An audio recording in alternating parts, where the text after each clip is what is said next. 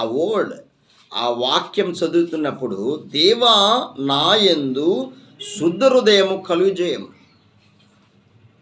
ఇలాంటి ప్రార్థన చేస్తున్నారు. ప్రభువా అది కావాలి, ఇది కావాలి, ఇది కావాలి. ఫస్ట్ నీ హృదయము క్లీనింగ్ చేసుకోవాలా.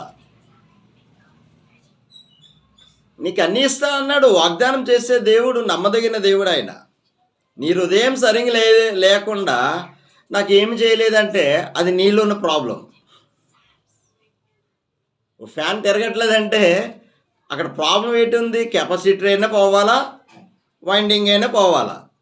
ప్రాబ్లం చూసుకోవాలి. మనిషి దేవుడితో, దేవుని ఆత్మ కలిగిన వారు ప్రతిదినము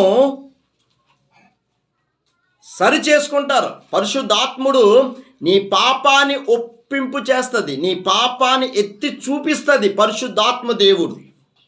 అందుకనే దేవుని ఆత్మ పొందుకునండి, దేవుని ఆత్మ పొందుకునండి. దేవుని ఆత్మతో నింపబడితే నువ్వు దేవుడితో నడుస్తావు.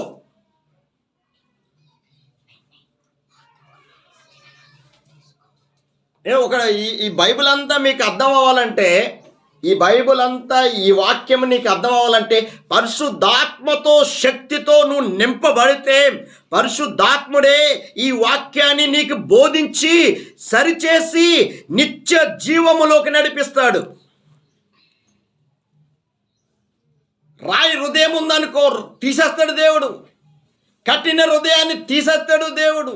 నూతన హృదయాన్ని నీకు అనుగ్రహిస్తాడు. భక్తి చేయాలంటే దేవుని దృష్టిలో నీ హృదయం సరైనదిగా ఉండాలా. 2 రోజులు బతుకు, దేవునికి యథార్థంగా బతుకు, దేవునికి రోషంగా బతుకు. దేవుని దృష్టిలో నీ జీవ గ్రంథమయందు నీ పేరు లిఖింపబడాలా. నీ పేరు లేదనుకో, మనం చేసే భక్తి, మనం చేసే ప్రార్థన, మనం చేసే ఇదంతా వ్యర్థమే. దేవుడు మరో ఈ 2026 సంవత్సరము దేవుడు ఒక దినము మనకి అనుగ్రహిస్తున్నాడంటే నా కుమారుడు, నా కుమార్తె మారుతాడులే, ఇంకా మారు మనసు వస్తుందిలే, ఇంకా సమయం ఇస్తున్నాడంటే, ఆయుష్ ఇస్తున్నాడంటే నీ భక్తి, నీ ప్రవక్తన సరి చేసుకుంటామని.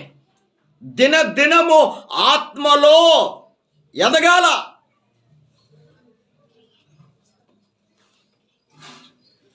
ఇంకా మన జీవితంలో